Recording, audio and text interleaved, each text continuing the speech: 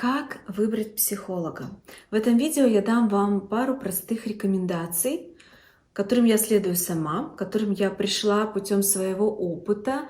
Я сама была клиентом психологов, терапевтов разных направлений психотерапии много раз. И много раз их выбирала, меняла, получала свои очарования, разочарования и вывела для себя пара простых рекомендаций, да, на что я сегодня обращаю внимание сама и рекомендую вам тоже прислушаться к этому.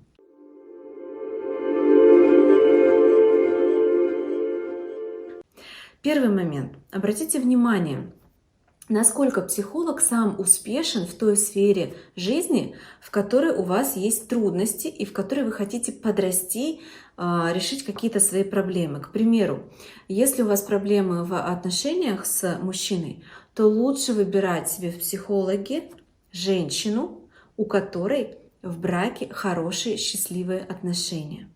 Если у вас проблемы, к примеру, зачать ребенка не получается, и вы переживаете по этому поводу и хотите проработать этот момент, то, безусловно, лучше всего себе брать в психологи женщину, у которой уже есть дети, и она именно сможет быть максимально целительна для вас. Если у вас проблемы с финансами, лучше идти к тому, кто хорошо зарабатывает и живет в изобилии и достатке. Это факт, что у вас есть некая точка Б, куда вы хотите прийти. И, безусловно, человек, который уже там находится, то есть не в теории знает, как это, а на практике он уже там оказался, он там располагается, он может быть лучшим проводником. И здесь ни в коем случае не про советы, что он будет вашим советчиком. Нет, просто если у человека все в порядке в этой сфере, то с большой долей вероятности у него нет там сейчас личных травм каких-то активных, он не будет проецировать на вас свои переживания. Скажу сейчас очень резкую вещь, потому что, возможно, мои коллеги будут со мной не согласны, но у женщин инстинктивно, например, есть потребность быть матерями. И даже те феминистки, которые говорят, что они не хотят иметь детей, все равно иногда, мне кажется, задумываются о том, что было бы здорово, но что-то останавливает. У всех свои личные причины. Так вот, если, к примеру, женщина не является матерью и как-то разобралась, живет с этим достаточно неплохо, и вы приходите к ней, к примеру, с таким же запросом, то с большой долей вероятности, если у нее есть все-таки что-то непроработанное, травматичное, если она внутри где-то глубоко переживает по этому вопросу, она будет это проецировать на вас и будет вести вас немножко не туда, куда нужно. Это лично мои рекомендации. Вы можете не прислушиваться к ним. Это не какое-то наставление, да, я просто делюсь с вами своим опытом, как я сама выбираю себе специалистов, так как я регулярно прохожу терапию сама как клиент, как и должны по протоколу делать все психологи.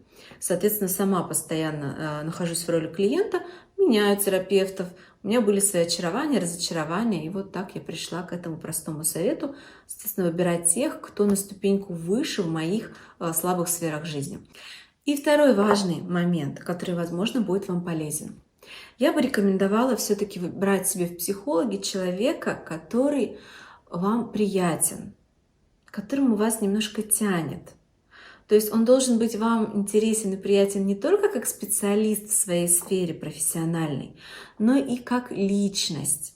Потому что отношения с психологом – это, по сути, такие же близкие отношения, как и с мужчиной в паре, как и с подругой лучшей, потому что вы с психологом находитесь в очень тесном контакте и, как правило, открываете ему все самое-самое личное. Поэтому, безусловно, лучше брать себе в терапевты человека, который вам притягателен, которому вас тянет, который вам приятен. Ну и еще одна рекомендация, тоже сугубо мое мнение. Я бы рекомендовала брать людей, которые выглядят все-таки приятно внешне.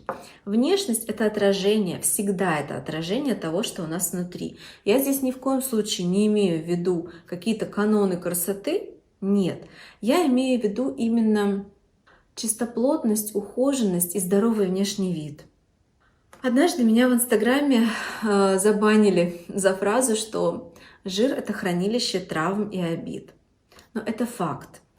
Если у человека нездоровый внешний вид, если у него не в порядке его вес, к примеру, или он выглядит как-то очень неопрятно, может быть, он в одной и той же рубашке ходит неделю и прокуренный, то есть вид такой не очень респектабельный, я бы не стала брать себе в терапевта такого человека, потому что, как ни крути, но внешний вид — это отражение нашего внутреннего состояния. А ваш психолог должен быть сильным, проработанным внутри человеком, чтобы он мог выдерживать все то, что вы ему доверите. Итак, удачного вам выбора, если вы на пути этого выбора. Я надеюсь, что это видео было вам полезно. Подписывайтесь на мой канал, пишите комментарии, я их все читаю и отвечаю на них. Если у вас есть вопросы, задавайте их в комментариях.